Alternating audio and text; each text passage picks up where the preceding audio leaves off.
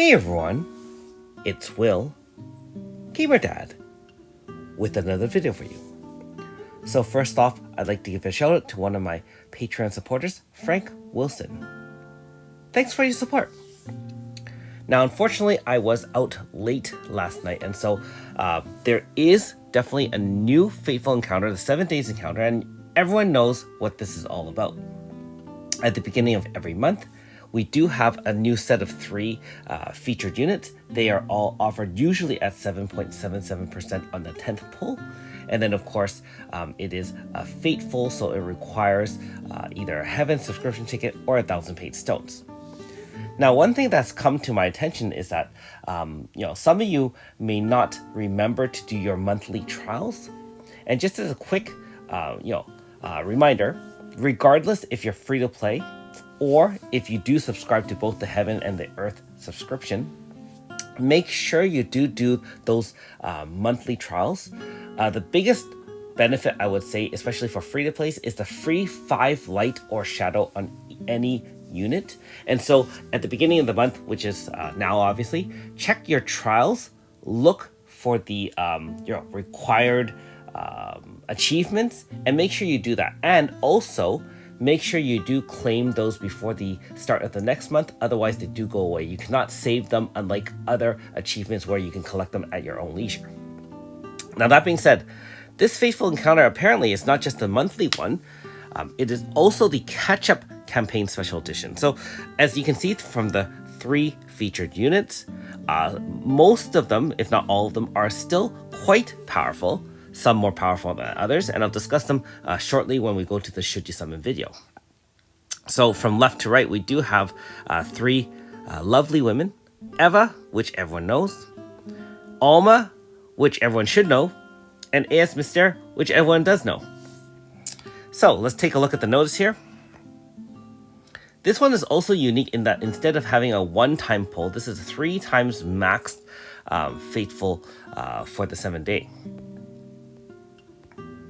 Okay, so let's go directly into the dream section. This is, again, since it's just started last night, you only have about just under 7 days to pull on it. So let's get right into it.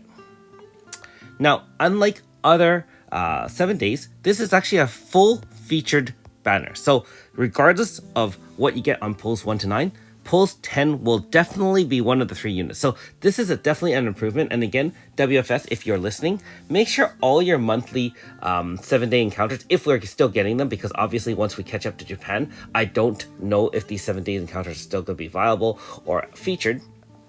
We would definitely like 33.3% on the pulls, because if we're going to pull in it anyways, might as well feature the 3 units completely instead of having it 7.77% and then the rest of it's only 80% of a rando, right? Because, for those who really want the unit, they really want the unit. Again, all the featured units are here. You can see that El Ciel, Cesta, Yakumo, Minoka, and all the other broken units are there. We also have a bunch of other units that have been featured most recently. So some of the Dreamweaver, for example, ES Felmina, and so on and so forth. Of course, there are also bots, Rainbow Sisters and Knights. So, should you summon? Well, let's just go over each of the 3 units. In terms of Eva, she's been out for, I guess, a year and a half now, right? This year's, global first unit is now Efi, and last year, of course, was Eva. And so Eva's had a really good run. She really has. The fact that she can apply 4 stacks of break, consuming each and every one with Icicle Zorch, boosting her int and speed by a significant margin and stacking up to 4 times. The fact that she can do Astro Drago, which is one of the still a relatively premier crystal DPS. The fact that she can VC in Magic Zone if you really need it, which everyone doesn't do anymore, of course.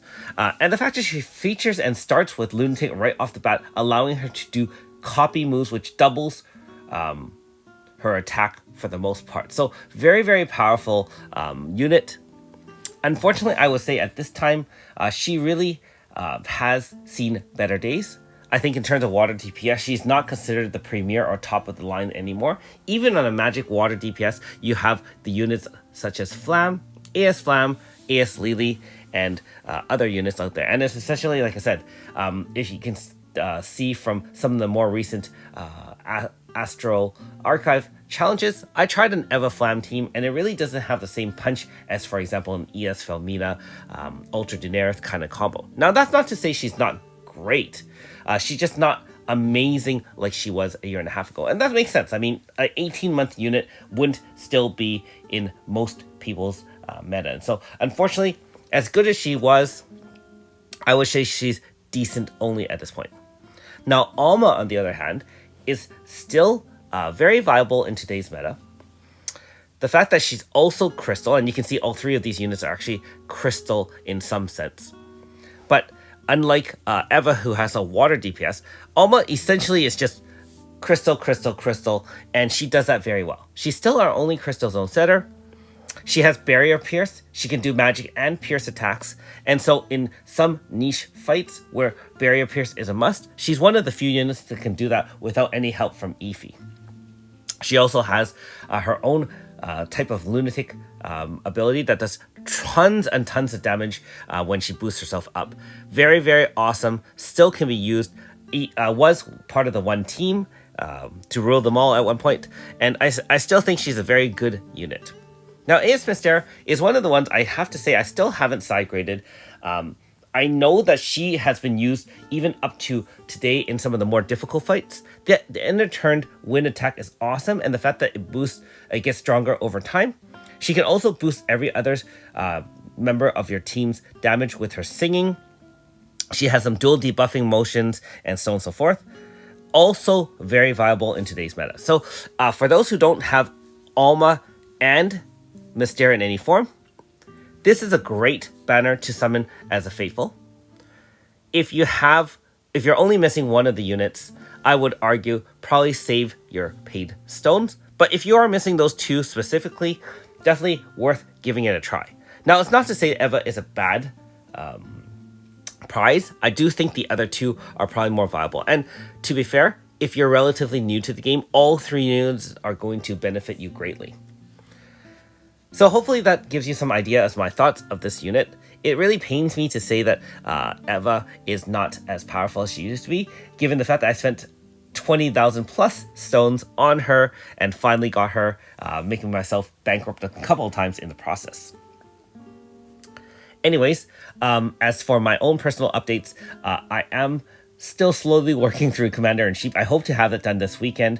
I know it's really, really old, but I have to get that done. And then obviously work on the new Wanderer in the Vortex epilogue, which I also haven't done. So for us in Canada anyways, it is a long weekend.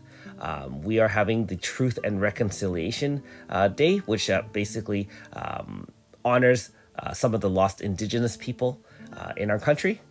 And so I am trying to enjoy the long weekend with my family. Anyways, hope everyone is having a great weekend, and we'll talk to you soon. Thanks for watching. We'll see you next time.